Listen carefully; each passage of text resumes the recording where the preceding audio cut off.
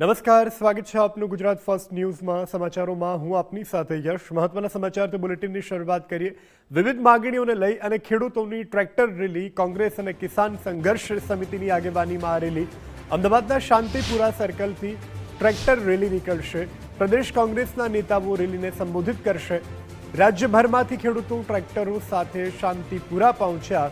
1111 tractor સાથે આ રેલીનું આયોજન કરવામાં આવ્યું છે. ગઈકાલે મોરબીના હળવદથી ટ્રેક્ટરો સાથે ખેડૂતો નીકળ્યા હતા.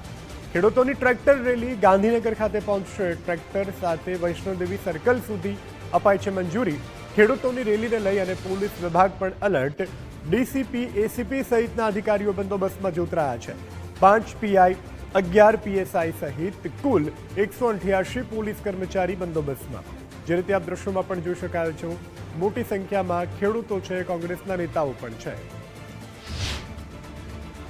આ મુદ્દો એ છે કે ખેડૂતોને વીજપોલ જે એના ખેતરમાંથી નીકળે છે એ વીજપોલનો જે પ્રશ્ન છે એનું સમાધાન માટે અહીંયા આવ્યા છીએ.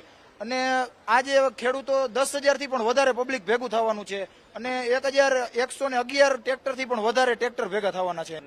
ખેતરમાં એમને નાખે કોઈ વળતર દીધા વગર, પૂરી વળતર દે ખેડૂત કોઈ ના પાડે જ નથી. અને કાં ગુજરાતમાં મફત વીજળી દે તો ખેડૂત મફત થાંભલા નાખવા દે.